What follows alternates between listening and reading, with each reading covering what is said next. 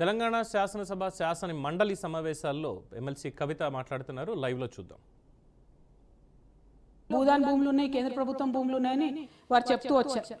దాంతో పాటు 3,90,000 ఎకరాల ప్రైవేట్ డిస్ప్యూట్స్ ఉన్నాయని. What is government has to do with it అధ్యక్ష?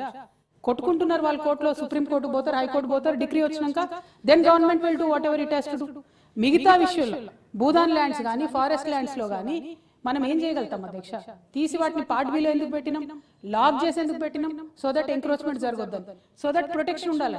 దాన్ని పరిష్కారం చేసేది ఏముంది? ఈ గవర్నమెంట్ మేము చేయండి ఏముంది అధ్యక్ష? నాకు అర్థమైతలేదు. ప్రజలను మరీ తప్పుదో పట్టించొద్దని మంత్రి గారిని నేను రిక్వెస్ట్ చేస్తా ఉన్నా అధ్యక్ష. అట్లానే ఇంకో మాట చెప్పారు అధ్యక్ష, భూ వివాదాలకు తావు లేకుండా ఎంజాయ్మెంట్ సర్వే చేయించి శాశ్వతంగా పరిష్కరించే విధానం చూపిస్తా ఉన్నారు అధ్యక్ష. నిజంగా అధ్యక్ష ఇది చేస్తే మాత్రం ఊర్లలో లేనిపోని పంచాయతీలు డెఫినెట్ గా స్టార్ట్ అవుతాయి అధ్యక్ష. ఏమైతే అధ్యక్ష, ఒక ఆయనకు 4 ఎకరాల భూమి ఉంటే ఆయన కొడుకులకు పంచుతాడు అధ్యక్ష. 3-2 కొడుకులు ఉంటేనో బిడ్డలు ఉంటేనో పంచుతాడు పిల్లలకు. ఒక దగ్గర సర్వే నెంబర్ ఉంటుంది అధ్యక్ష, సాగు చేసేది ఇంకో దగ్గర ఉంటుంది. అన్నలదమ్ములే ఉంటారు వాళ్ళు, 4 వేరే వాళ్ళు ఉండరు. కానీ ఒక అన్న, ఒక సోదరుడు, ఒక మిత్రుడు అమ్ముకుంటే భూమి ఎక్కడైతే ఈయన చేసుకుంటున్నాడో అదే ట్రాన్స్ఫర్ చేస్తాడు అధ్యక్ష. On the record, on the paper వేరే సర్వే ట్రాన్స్ఫర్ చేస్తాడు. కానీ రియల్ గా మాత్రం ఆయన సాగు చేసే భూమి ట్రాన్స్ఫర్ చేస్తాడు. మీరు ఎంజాయ్మెంట్ సర్వే పేరుతో ఊర్లకు పోతే ఒకరి మీద ఒకరు పడి తలలు బల్ల కొట్టుకునే పరిస్థితి వస్తుంది తప్ప ఇంకోటి రాదు అధ్యక్ష. ఇప్పటికే రైతులు బేజారైతున్నారు, ఇదేంటి పరిస్థితి అని. ఎంజాయ్మెంట్ సర్వే అనేటటువంటి తేనె తుట్టెను కదిలిస్తే అధ్యక్ష చాలా ఇబ్బందులు అవుతాయి. అది ప్రభుత్వాలు, అధికారులు విచక్షణతోని ఆలోచన చేయాలని చెప్పి నేను కోరుతా ఉన్నాను అధ్యక్ష. పల్లెలు ప్రశాంతంగా ఉండడం ఇష్టం లేకపోతే ఎంజాయ్మెంట్ సర్వే డెఫినెట్ గా చేయొచ్చు అధ్యక్ష. బట్ ఉన్న 4 రోజులు ఎంజాయ్ చేయండి అన్న, మళ్ళీ ఎంజాయ్మెంట్ సర్వే జోలికి పోతే మాత్రం చాలా ఇబ్బందులు అవుతాయి. అది ఆలోచన చేసుకోండి అన్న. అన్న అట్లనేనా మీరు ఇంకా మాట్లాడుతూ పహానీల గురించి చెప్పారన్న. మళ్ళా మాన్యువల్ పహానీలు తీసుకొస్తాం, మళ్ళా జమాబందీ సిస్టమ్ తీసుకొస్తాం. ఫస్ట్ పాయింట్, పహానీలు సరిగ్గా రావట్లేదు అధ్యక్ష ఇక్కడ. సెకండ్ పాయింట్, మీరు మళ్ళా పహానీలు రాయడం మొదలు పెడితే, మళ్ళా 32 కాలంలతో పహానీలు రాయడం మొదలు పెడితే అందులో మళ్ళా కౌలు రైతులు అన్నారు, మళ్ళా సేమ్ సిస్టమ్ అధ్యక్ష, పాత సిస్టమే ఉంటుంది. లక్షలాది కేసులు పెండింగ్లు అయితే తప్పితే ఇంకొకటి ఏముండదు అధ్యక్ష. అదేవిధంగా మేమేం చేసినాం అధ్యక్ష, వీళ్ళు అప్పీల్ గురించి మాట్లాడుతూ ఉన్నారు అధ్యక్ష. 2020 చట్టం ఏం చెప్తుంది? ఏదన్నా ప్రాబ్లం ఉంటే ఎంఆర్ఓ గారి దగ్గర మ్యూటేషన్ ఒక వ్యక్తి పేరు మీద అయితే ఆ వ్యక్తికి ఏమైనా సమస్య ఉంటే మీరు కలెక్టర్ దగ్గర పోండి. కలెక్టర్ దగ్గర ఇబ్బంది అయితే కోర్టుకు వెళ్ళిపోండి. సింపుల్ సొల్యూషన్ అధ్యక్ష, వేరే ఏం లేదు. Only one stop. కలెక్టర్ దగ్గరికి వెళ్ళండి, కలెక్టర్ దగ్గర ఇబ్బంది అయితే కోర్టుకు పోండి. ఇదే చెప్పి అది ఎంత టైం పడుతుంది అధ్యక్ష? మహా అయితే 6 months to 1 year లోపల కోర్టుకు వెళ్ళమని చెప్తుంది. ఇప్పుడు అన్న వాళ్ళు ప్రపోజ్ చేసే సిస్టమ్ లో ఈ ప్రభుత్వం ప్రపోజ్ చేసే సిస్టమ్ ఎట్లుందంటే అధ్యక్ష, ఎంఆర్ఓ చేస్తే అప్పీల్కి ఆర్డీఓ దగ్గర పోవాలి. ఆర్డీఓ దగ్గర ఏమన్నా వస్తే కలెక్టర్ దగ్గర పోవాలి. కలెక్టర్ దగ్గర ఏదన్నా వస్తే అపిలేట్ ఉంటుంది, మళ్ళీ ఒకటి ట్రిబ్యునల్ ఉంటుంది. ట్రిబ్యునల్ దగ్గర ఇబ్బంది అయితే మళ్ళీ సివిల్ కోర్టుకో హైకోర్టుకో పోవాలి. ఈ అన్ని 4 స్టెప్పులు ఎక్స్ట్రా ఉన్నాయి తప్పితే దీంతో ఒక్క చుక్క కూడా లాభం లేదు. కాకపోతే నష్టం ఏమవుతుందంటే అధ్యక్ష, ఉల్టా ఆర్డీఓని ఒకరు మేనేజ్ చేస్తారు అధ్యక్ష, కలెక్టర్ గారి దగ్గర ఇంకొకరు పోతారు అధ్యక్ష. ఎవరికి ఏమవుతుందో అర్థం కాదు. మళ్ళా సేమ్ పాత సిస్టమే అధ్యక్ష. కరప్షన్, కన్ఫ్యూజన్ తప్పితే లాభం అయితే లేదు అధ్యక్ష. దీన్నైతే బాలేదు అధ్యక్ష. ఇంకోటన్నా మీ పెద్దవాళ్ళందరికీ ఐడియా ఉంటుంది, ట్రిబ్యునల్ అధ్యక్ష. ఒక సామాన్యమైన రైతు ట్రిబ్యునల్ పోతాడు అధ్యక్ష. 2020 చట్టం ఏం చెప్పింది? ఒక ఇట్లా కాగితంలో, తెల్ల కాగితంలో రాసుకొని కలెక్టర్ పోయి దరఖాస్తు అన్నది. వీళ్ళు ట్రిబ్యునల్ పెడతామంటారు అధ్యక్ష. ట్రిబ్యునల్ అంటే ఏమైంది? అది వారానికి 1 రోజు 2 రోజులు పనిచేస్తుంది. ఆడ లాయర్ సాబ్ కావాలి, మళ్ళీ ఆయనకు ఫీజు కట్టాలి, అందులో సెక్షన్ రాయాలి. ఆడికి పోయే వరకు ట్రిబ్యునల్లో ఆల్రెడీ ముఖ్యమంత్రి బందోబస్తు ఉంది, మంత్రి బందోబస్తు ఉందని ఆ ట్రిబ్యునల్ కూర్చునే జాయింట్ కలెక్టర్ సభ ఎవరు ఉంటారు ఆయన ఉండడు. మళ్ళీ నెక్స్ట్ వీక్ రా అంటాడు, మళ్ళీ నెక్స్ట్ వీక్ రా అంటాడు. 4 సార్లు లాయర్ ఫీజు కట్టాలి అధ్యక్ష. సెక్షన్ తప్పు రాస్తే, ట్రిబ్యునల్లో సెక్షన్ తప్పు రాస్తే సుప్రీంకోర్టు రాకపోయిన కేసులు ఉన్నాయి అధ్యక్ష. మళ్ళీ చివరికి సుప్రీంకోర్టులో ఏం చెప్తారంటే, అరే ఏందో నువ్వు పాపం ఆయన తెలియక రైతు సెక్షన్ తప్పు రాసిండు, నువ్వు ఆడనే పరిష్కారం చేస్తే అయిపోతుండే కదా అని వాళ్ళు సింపుల్ కొట్టి పడేస్తారు అధ్యక్ష. ఇంత లోపల టైం ఎంత వేస్ట్ అవుతుంది అధ్యక్ష? 20 ఏళ్ళు, 15 ఏళ్ళు. ఇదా అధ్యక్ష మనం తెలంగాణలో కోరుకునేది? తెలంగాణలో ఇవాళ రైతు భూమిని ఒక సుకూన్సి అంటే ఇట్లా గుండె మీద చేసుకొని పడుకుంటాడు చేయాలన్నది కేసీఆర్ గారి ఆలోచన ఉండే అధ్యక్ష. ఇన్ని అప్పీళ్లు, ఇన్ని లేయర్లు పెట్టిన తర్వాత ఎవరి కోసం అధ్యక్ష ఇది? అంటే మళ్ళా బ్రోకర్లు రావాలి మధ్యలో, మళ్ళా పైసలు తీసుకుంటే రావాలి మధ్యలో, మళ్ళా లిటిగేషన్. జస్ట్ ఇన్వైటింగ్ లిటిగేషన్ అధ్యక్ష. అవన్నీ కట్ డౌన్ చేసినాం, అవన్నీ కట్ డౌన్ చేసి మనం ధరణి చేసినాం. మళ్ళీ లిటిగేషన్ ఇన్వైట్ చేస్తాం, మళ్ళీ కౌలుదారుని పెడతాం. ఇప్పుడు ఈ కౌలుదారు ఎంత సతాయిస్తాడు అధ్యక్ష ఒక రైతును? ఆర్డీఓ దగ్గర పోతాడు, ఎంఆర్ఓ దగ్గర పోతే ఏమంటాడు ఆయన? రైతుది అంటాడు. ఆర్డీఓ దగ్గర పోతే కౌలుదారుది అంటాడు, మళ్ళీ కలెక్టర్ ఇంకోటి చెప్తాడు, ట్రిబ్యునల్ ఇంకోటి చెప్తాడు. ఎట్లా ఉంటుంది అధ్యక్ష? నేను ఇది అనుభవించి ఉన్నాం కాబట్టి, బాధతో ఉన్నాం కాబట్టి దుఃఖం అధ్యక్ష. తెలంగాణ ఎంతమంది రైతులు ఆత్మహత్య చేసుకుంటే ఇలా తెలంగాణ రాష్ట్రం ఇవాళ పచ్చబడుతుంది అధ్యక్ష. మళ్ళీ దీన్ని ఎందుకు చెడగొడుతున్నారు? మా మీద కోపం ఉండొచ్చు, ఒక వ్యక్తి మీద కోపం ఉండొచ్చు, ఒక పార్టీ మీద కోపం ఉండొచ్చు. 66 లక్షల మంది రైతులనా? వాళ్ళు ఏం చేసినారు మిమ్మల్ని? ఇలా పార్ట్ ఏలో ఉన్న దాంట్లో డిస్ప్యూట్ ఏముంది అధ్యక్ష? ఏమన్నా ప్రాబ్లం ఉందా? ఒకటి పార్ట్ బిలో 18 లక్షలలో మీకు ప్రాబ్లం ఉండొచ్చు, పార్ట్ ఏలో ఉన్న 1,52,00,000 ఎకరాలతో మీకు ఏం ప్రాబ్లం ఉంది? ఎందుకు ఆ రైతుల జీవితాలతో ఆటలాడుకుంటున్నారు? దిస్ ఇస్ అబ్సల్యూట్లీ ఇన్హ్యూమన్ అన్న, చాలా దారుణం. మేమైతే బీఆర్ఎస్ పార్టీ తరఫున దీన్ని ఖండిస్తా ఉన్నాం అధ్యక్ష. అదేవిధంగా రీసర్వే చేస్తామని చెప్పారు అధ్యక్ష. మనకు ఆల్రెడీ నిజాం కాలంలో చేసిన సేతువారీలు ఉన్నాయి అధ్యక్ష. వాళ్ళు కూడా చాలా సైంటిఫిక్గా చేసి ఇప్పటికి కూడా సేతువారీ మ్యాప్ చాలా పర్ఫెక్ట్ ఉంటుంది. ఎక్కడో దగ్గర మైనింగ్ గీనింగ్ అయిన దగ్గర కొండనో గుట్టనో పోయి ఉంటుంది తప్పితే, ఈ హైదరాబాద్ లాంటి మహానగరంలో చెరువులు కబ్జా అయిపోయి ఉంటాయి తప్పితే, ఊర్లలో సేతువారీ మ్యాప్స్ ఇంకా కూడా చాలా పర్ఫెక్ట్ గానే ఉంటాయి అధ్యక్ష. అవన్నీ ఉన్నాయి, ఉండంగా రీసర్వే అంటున్నారు. ఓకే మంచిది, కానీ ఫేజ్ వైజ్ చేయండి దయచేసి. అట్లానే రీసర్వే చేసినప్పుడు బైఫర్కేషన్ చేయండి. చేస్తే అమ్ముకున్నటువంటి సర్వే నంబర్లు కొత్త సర్వే నంబర్లు ఇచ్చి కొంచెం క్లారిటీ తీసుకొచ్చే ప్రయత్నం చేయండి. అది మంచిదే అధ్యక్ష. కానీ ఒకేసారి మొత్తం రాష్ట్రం అంతా చేయకుండా ఫేజ్ వైజ్ గా చేయాలని చెప్పి మేము సూచన చేస్తా ఉన్నాం అధ్యక్ష. అదేవిధంగా భూదార్ అన్నారు అధ్యక్ష. ధరణి చట్టం తెచ్చినప్పుడు పాస్బుక్లు ఇంట్రొడ్యూస్ చేసినాం అధ్యక్ష. పాస్బుక్లు ఎట్లా చేసినాం? కరెన్సీ నోట్స్ చేసేటటువంటి పేపర్తో పాస్బుక్ చేసినాం అధ్యక్ష. ఎవరు ట్యాంపర్ చేయలేనటువంటి విధంగా పాస్బుక్లు చేసి పెట్టినాం అధ్యక్ష. మరి ట్యాంపర్ ఫ్రీ పాస్బుక్ ఆల్రెడీ మన దగ్గర ఉండగా ఈ భూదార్ కార్డు ఎందుకు మళ్ళా కొత్తగా అన్నది నాకైతే అర్థమవుతుంది. ఎందుకంటే గవర్నమెంట్ నిన్న మొన్న సర్క్యులేట్ చేసిన మెటీరియల్లలో 2 రకాలుగా చెప్పారు. ఒకటి ఏమన్నారు, ఒక వ్యక్తికి భూదార్ ఇస్తాం అంటే, సపోజ్ నేనే ఉన్నా అనుకోండి అధ్యక్ష, భూదార్ ఇస్తే ఆ భూదార్లో నాకు ఎక్కడెక్కడ భూములు ఉన్నాయో అన్ని కూడా ఒకటే భూదార్ కార్డులో ఉంటాయని చెప్పారు అధ్యక్ష. అదొక పద్ధతి చెప్పారు. ఇంకా కొన్ని పేపర్ సర్క్యులేట్ చేశారు. అందులో ఏం చెప్తున్నారు, ప్రతి భూమికి, ప్రతి ట్రాన్సాక్షన్ కి, ప్రతి సర్వేకి మళ్ళీ ఒక భూదార్ వస్తుంది. మరి పాస్బుక్ ఏమైతుంది? ఇది రిడెండెన్సీ కాదా అన్నటువంటిది నా ప్రశ్న అధ్యక్ష. గౌరవ మంత్రివర్యులు మరి దాన్ని వివరించాలి ఇంకా డీటెయిల్ గా అని చెప్పి మేము కోరుతా ఉన్నాం. అయితే ఇక్కడ ఉన్న వాళ్ళందరూ కూడా తెలుసు, పహానీ అంటున్నారు. మరి ఆల్రెడీ పహానీల ఖాతా నంబర్ అని ఒకటి ఉంటుంది. ఆ ఖాతా నంబర్ గిదే పని చేస్తారు. ఒక ఖాతా నంబర్ కొడితే అధ్యక్ష, ఒకే ఊర్లో ఒక మనిషికి 10 ఎకరాలు అక్కడక్కడ ఉన్నా కూడా ఆ 10 భూముల వివరాలు కూడా ఖాతా నంబర్ ఇస్తారు. ఆల్రెడీ ఖాతా నంబర్ ఉండగా మళ్ళా భూదారు ఎందుకన్నది, మళ్ళీ ఈ భూదారితో ఇంకేం మాయలు జరుగుతాయి అనేటటువంటి ఆలోచన మాత్రం ప్రజలలో వస్తుంది అధ్యక్ష. ఖాతా నంబర్ మరి కాలం తీసేస్తున్నారా పహానీలా? అదన్నా క్లారిటీ. మరి భూదారు ఎట్లా పెడుతున్నారు?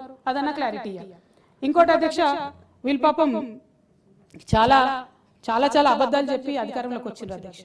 ఇప్పుడు చాలా పనులు చేయలేక, మింగలేక, కక్కలేక రకరకాల ఇట్లా కాంప్లికేటెడ్ ఇష్యూస్ ముందుకు తీసుకొచ్చి వాటి మీద చర్చ పెట్టి దృష్టి మరలిస్తా ఉన్నారు అధ్యక్ష మాటి మాటికి. అయితే వీరు నేను కోరేది ఏంటంటే అధ్యక్ష, ఇప్పటికన్నా నిజాలు చెప్పండి. అయిపోయింది 1 ఇయర్. ఇప్పటికన్నా నిజాలు చెప్పి ఇప్పటికన్నా మా ప్రభుత్వంతో పోల్చుకోవడం ఆపేసి మీ పని మీరు చేసుకోవాల్సిందిగా నేను కోరుతా ఉన్నా అధ్యక్ష. ఎందుకు ఈ మాట చెప్తా ఉన్నా అంటే, సాదా బైనామాల గురించి వారు మాట్లాడినారు అధ్యక్ష. సాదా బైనామాల్లో ట్రాన్సాక్షన్ చేయడం అనేది తెలంగాణలో ఎప్పటి నుంచో ఉంది అధ్యక్ష. ఎన్టీ రామారావు గారు వచ్చినాక ఒకసారి వారు అవకాశం ఇచ్చినారు. సాదా బైనామాలు పట్వారీ వ్యవస్థ రద్దు చేసిన తర్వాత అధ్యక్ష, సాదా బైనామాల్లో మీరు ఎవరైనా రాసుకొని ఉన్నట్టయితే వాటిని లెజిటిమైజ్ చేసుకోండి అని చెప్పి ఎన్టీ రామారావు గారు ఒకసారి అవకాశం ఇచ్చారు అధ్యక్ష. తర్వాత వైఎస్ రాజశేఖర రెడ్డి గారి టైంలో ఇంకొకసారి వారు అవకాశం ఇచ్చినారు. మళ్ళా కేసీఆర్ గారి టైంలో వారు 2 సార్లు అవకాశం ఇచ్చినారు. అప్పుడు ఎప్పుడు కూడా చట్టంలో ఉండాల్సిన అవసరం లేదు అధ్యక్ష. For a limited period of time సాదా బైనామాలకు సంబంధించి ప్రభుత్వం ఇస్తుంది అధ్యక్ష అవకాశం, దానివల్ల చేసుకోవచ్చు. దీన్ని చట్టంలో పెట్టడము నాకైతే లీగల్ శాంక్టిటీ అనిపిస్తలేదు అధ్యక్ష. 6 చట్టంలో సాదా బైనామాను పెట్టాల్సినటువంటి అవసరం అయితే లేదన్నది నా ఒపీనియన్. ఉన్నా లేకున్నా as a program it can be taken up. మరి ఎవ్రీ టైం కంటిన్యూస్ గా తీసుకోవాల్సినటువంటి అవసరం సాదా బైనామాకు ఉంటుందా లేదా అన్నది మంత్రి గారు ఎక్స్ప్లెయిన్ చేయాలని కోరుతా ఉన్నాను అధ్యక్ష. అదేవిధంగా అధ్యక్ష, వారు ఆబాది భూముల గురించి మాట్లాడింది అధ్యక్ష. ఆబాది భూములు ఎక్కడ లేవు అంటుంటారు. నిజంగా ఎంత దారుణం అంటే అన్న, మీరు ఎంపీగా కూడా పనిచేసినారు. ఈ రెవెన్యూ రికార్డు స్టేట్ దగ్గర ఒకటి ఉంటుంది అధ్యక్ష. లోకల్ బాడీస్ సర్పంచ్లు ఉంటారు, వాళ్ళకు ప్రతి ఇంచ్ ఐడియా ఉంటుంది అధ్యక్ష. ట్యాక్స్ కలెక్ట్ చేస్తారు, ఖాళీ ఉన్న ల్యాండ్ ఉంటుంది, గవర్నమెంట్ ల్యాండ్ డీటెయిల్స్ ఉంటుంది, ట్యాంక్ డీటెయిల్ ఉంటుంది, సంపు డీటెయిల్ ఉంటుంది, ఎవ్రీథింగ్ ఉంటుంది అధ్యక్ష. ఈ ఆబాది ల్యాండ్ మీరు స్టేట్ చట్టంలో పెడితే మళ్ళీ ఇది కాన్ఫ్లిక్ట్ కాదా అధ్యక్ష లోకల్ బాడీ చట్టంతో? మున్సిపాలిటీలో ఉండదా? మున్సిపాలిటీలో ప్రతి ఒక్క survey number detail tax collect చేసుకుంటానికి వాళ్ళ దగ్గర లేకపోతే ఎవరి దగ్గర ఉంటుంది? ఇది కాన్ఫ్లిక్ట్ కాదా అధ్యక్ష? ఈ ఆబాదికి తీసుకొచ్చి గ్రామ కంఠాన్ని తీసుకొచ్చి మేము డిజిటల్ నంబర్ ఇస్తాము, డిజిటల్ సిగ్నేచర్ ఇస్తాము, మోర్ కన్ఫ్యూజన్ అధ్యక్ష, మోర్ రిడెండెన్సీ. ఎందుకోసం? అవసరం ఏముంది? గ్రామ కంఠం చుట్టూ ఉన్నటువంటి రెవెన్యూ మ్యాప్ ఆల్రెడీ మన దగ్గర ఉండనే ఉన్నది, గ్రామ కంఠం ఉండనే ఉన్నది, ఇంకా ఎందుకు గ్రామ సర్పంచ్ దగ్గర ఉండనే ఉన్నది. ఇది ఎందుకోసం ఆబాది ల్యాండ్స్ మీద అన్నది ఒక కాన్స్పిరసీ థియరీ మార్కెట్లో నడుస్తుంది అధ్యక్ష, నాకు కరెక్ట్గా తెలియదు.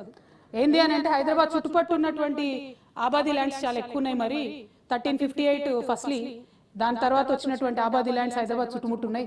వాటి మీద మరి ఈ ప్రభుత్వ పెద్దల కన్నుబడ్డదని చెప్పి బయట నడుస్తున్న థియరీ అధ్యక్ష, నాకు తెలియదు. మరి అది వాస్తవమో కాదో వారే వివరించాలని చెప్పి నేను మిమ్మల్ని కోరుతున్నాను అధ్యక్ష. అట్లనే అధ్యక్ష ఇంకొక రిక్వెస్ట్ అధ్యక్ష, ఇప్పుడు అన్న మాట్లాడుతూ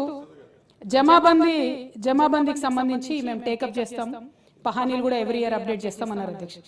ఆల్రెడీ ఎంఆర్ఓ ఆఫీస్లో ఒక రిజిస్టర్ ఉంటుంది అన్న, ఆల్రెడీ ఎంఆర్ఓ ఆఫీస్లో అధ్యక్ష ఒక రిజిస్టర్ ఉంటుంది. అదేముంటుంది దాంట్లో కోర్టు కేసులో పెండింగ్ ఉన్నటువంటి అంశాలు వాళ్ళు రాసి పెట్టుకుంటారు సేఫ్ సైడ్. ఎందుకంటే కోర్టు డిగ్రీ వస్తే దాన్ని మళ్ళీ అదే తీసి చూడాలి కదా, నేను పొరపాటున రిజిస్టర్ చేయదు కదా అని చెప్పి వాళ్ళు ఎంఆర్ఓ ఆఫీస్లో ఒకటి పెట్టుకుంటారు అధ్యక్ష. అది ఉంటుంది. ధరణి పోర్టల్లో ఇప్పుడు ఉన్నటువంటి డేటా ఉంటుంది, గ్రామాల దగ్గర రికార్డు ఉంటుంది. మళ్ళీ రిడెండెన్సీ ఎందుకు అధ్యక్ష? జమాబందీ ఎందుకు? అయిపోయింది కదా. జమాబందీ అనేది నిజాం అత్యతి మనకు ఉన్నటువంటి టైంలో ఆయన మన దగ్గరికి వెళ్ళి పన్ను వసూలు చేసుకోవాలనుకున్నప్పుడు, పంట మీద వండినటువంటి శిస్తు వసూలు చేసుకోవాలన్నప్పుడు ఉన్న సిస్టమ్ అధ్యక్ష. ఇప్పుడు కింద ఆల్రెడీ అగ్రికల్చర్ ఎక్స్టెన్షన్ ఆఫీసర్లు ఉన్నారు, 9000 మంది ఉన్నారు అన్న అగ్రికల్చర్ ఎక్స్టెన్షన్ ఆఫీసర్లు. వాళ్ళు రాస్తూనే ఉన్నారు ఏ పంట వండుతుంది, దానికి నీళ్ళు ఏడికేలు వస్తాయి, ఆ పంట ఎక్కడ కలెక్ట్ చేసుకుంటారు, ఎవ్రీథింగ్ ఇస్ దేర్. ఎందుకు జమాబందీ? క్యా మతలబ్ హై ఇస్కా? జమాబందీ అనేటటువంటి పదం అర్థం మారుస్తున్నారు అధ్యక్ష. దానికి అసలు అవసరమే లేనటువంటి కొత్త సిస్టమ్ తీసుకొచ్చి కన్ఫ్యూజన్ యాడ్ చేస్తున్నారు, రిడెండెన్సీ తీసుకొస్తున్నారు, మళ్ళా పాత వైపు వెళ్తున్నారు తప్పితే పురోగతి లేదు అధ్యక్ష. ఇది తిరోగతే ఉన్నది. అందుకే నేను చెప్పిన అధ్యక్ష, ప్రజలు మళ్ళీ వెంటబడి ఈ చట్టాన్ని మార్చుకుంటారు అధ్యక్ష, ఉట్టిగా కాదు, వెంటబడి మార్చుకుంటారు. అట్లానే ఎంప్లాయీస్ గురించి చెప్తున్నారు అధ్యక్ష. ఎంప్లాయీస్ నట ఇదివరకు 2020 చట్టంలో కూడా ఉండే, ఎంప్లాయీస్ అనే కాదు ఏ వ్యక్తి అయినా ప్రభుత్వ భూమిని మారిస్తే శిక్షించాల్సిందే, డౌట్ లేదు. ఇక్కడ ఎంప్లాయీస్ కి కొత్త క్లాజ్ ఏం పెట్టారు? పట్టా ల్యాండ్ కి సంబంధించి కూడా ఆయన ఏమైనా తప్పు నిర్ణయం తీసుకుంటే శిక్షిస్తారట. How will you decide? Now you are giving three places. MRO ఇచ్చింది, ఆర్డీఓ కెన్ అపీల్ అంటే ఎంఆర్ఓకి శిక్షిస్తారు వెంటనే. డిఫరెంట్ అపీల్ వస్తే RDO takes a call, collector can comment on that అంటే మీరు ఆర్డీఓకి శిక్ష చేస్తారా? అంటే ఎట్లుందంటే ఇది పనిచేసే ఎంప్లాయీస్ కూడా భయం అవుతుంది అధ్యక్ష. ఈ పట్టా భూములకు సంబంధించి ఎట్లా ఇస్తారు అధ్యక్ష? దీని మీద డెఫినెట్ గా ఎక్స్ప్లెనేషన్ ఇవ్వాలి అధ్యక్ష. ఇది కరెక్ట్ కాదు. ప్రభుత్వంలో ఉండేటటువంటి ఉద్యోగులు మన యొక్క ఆలోచనలు, పాలసీని ప్రజల దగ్గర తీసుకెళ్లేటటువంటి మెకానిజం వాళ్ళని భయపెట్టి ఎట్లా పనిచేసుకుంటాం అధ్యక్ష? ఇది కరెక్ట్ సిస్టమ్ కాదు. This has to be really seriously rethinked అధ్యక్ష. అట్లానే సిసిఎల్ఏకు రివిజన్ చేసే అథారిటీ ఇస్తామని అన్న చెప్పారు. కొత్త ఏముంది అధ్యక్ష? ఇలా మొదటి నుంచి ఉన్నది. సిసిఎల్ఏకి రివిజన్ చేసే అథారిటీ లేదా అధ్యక్ష? సిసిఎల్ఏ దగ్గర డేటాబేస్ ఉంటుంది, రివిజన్ చేస్తారు. సిసిఎల్ఏ ఇన్ఫాక్ట్ ఎక్కడన్నా డైరెక్ట్ గా మనం హైకోర్టు పోతే వాళ్ళు అడుగుతారు, మీరు సిసిఎల్ఏకి పోయినరా అని అడుగుతారు అధ్యక్ష. డైరెక్ట్ హైకోర్టు పోతే యూ షుడ్ నాక్ all the doors and come to high court అంటారు. కొత్త ఏముంది అధ్యక్ష? పాత ముచ్చట్లు కొత్తగా చెప్తున్నారు తప్పితే ఇది కొత్తదైతే ఏం కాదు అధ్యక్ష. ఇది కరెక్ట్ కాదు. అట్లానే అధ్యక్ష అనుభవదారుడి కాలం అధ్యక్ష. ఇప్పుడు ఉన్నటువంటి కాలమ్స్ అన్ని తీసి 11 కాలమ్స్ పెడతాం మేము పహానీలో. అట్లానే అనుభవదారి కాలం పెడతామన్నారు అధ్యక్ష. ఈ అనుభవదారుడి విషయంలో, కౌలు రైతు విషయంలో మా బీఆర్ఎస్ పార్టీ ఎప్పుడో స్టాండ్ తీసుకున్నది అధ్యక్ష. అసలు ఓనర్ అస్సలుదారే అస్సలైతాడు అధ్యక్ష, కిరాయిదారు అస్సలుదారుడు ఎప్పటికి కాడు అధ్యక్ష. దయచేసి ఇప్పటికి మీరు విరమించుకోండి. ఒకవేళ మీరు రాజకీయంగా కౌలుదారులు మీరు ఆదుకుంటామనేటటువంటి మాట ఇచ్చినట్టయితే, కౌలుదారులకు మీరు పెన్షన్ ఇస్తామని ఇచ్చి ఉంటే, మీరు పెడుతున్న కొత్త విఆర్ఓ వ్యవస్థతో ఆ ఊర్లో కౌలుకి ఎవరు తీసుకుంటారో మీరు సెపరేట్ ఎన్యూమరేషన్ చేసుకోండి. రైతుని మాత్రం మీరు ఇన్సెక్యూరిటీకి గురి చేయకండి దయచేసి. ఇది సిన్సియర్ రిక్వెస్ట్ అండి. ఇందులో పాలిటిక్స్ ఏం లేదు. సేమ్ బీఆర్ఓస్ కెన్ ఎన్యూమరేట్ ఎంతమంది ఉన్నారు, టెనెంట్ ఫార్మర్స్ ఎంతమంది కౌలు రైతులు ఉంటారు, వాళ్ళకి సెపరేట్ గా దయచేసి పెన్షన్ ఇవ్వండి. కానీ ఈ కాలంని మీరు రైతులకు యాడ్ చేస్తే చాలా దారుణంగా ఉంటుంది అధ్యక్ష. చాలా లిటిగేషన్ స్కోప్ ఉంటుంది. ఒక ఎగ్జాంపుల్ చెప్తాను అధ్యక్ష. 1979 నుంచి 83 మధ్యలో అధ్యక్ష నాగోల్ ప్రాంతంలో కొంతమంది రైతులు ప్రభుత్వ భూమి సాగు చేసుకుంటా ఉన్నారు అధ్యక్ష. తర్వాత అక్కడ ఆయన పహానీలు రాష్ట్రాయన కొన్ని రోజుల తర్వాత ఇది అనుభవదారుడి పేర్లు ఆ రైతుల పేర్లు రాసుకుంటూ వచ్చేసారు డైరెక్ట్. ఆ సంగతి తెలియక అక్కడ ఉన్న మంత్రి గారు ఎవరో పోయి ఈ ల్యాండ్ బాగుంది, ఇక్కడ తొందరగా అర్జెంటుగా గవర్నమెంట్ ఇల్లులు కట్టండి పేద ప్రజలకు పంచడానికి అని చెప్పారు అధ్యక్ష. అధికారులు పోయిన పాపం ₹1 కోట్ల పెట్టి ఇల్లు కట్టుడు స్టార్ట్ చేసి ఇంత లోపల రైతులు కోర్టుకు పోయి ఆర్డర్ తెచ్చుకున్నారు అధ్యక్ష. ఇప్పటి వరకు అధ్యక్ష you can still go and check వేల కోట్ల రూపాయల ప్రభుత్వ ధనం పోయింది, ఆ ల్యాండ్ అట్లే ఉంది అధ్యక్ష, స్టిల్ ఇన్ లిటిగేషన్. అనుభవదారు కాలం పెట్టడం వల్ల మీరు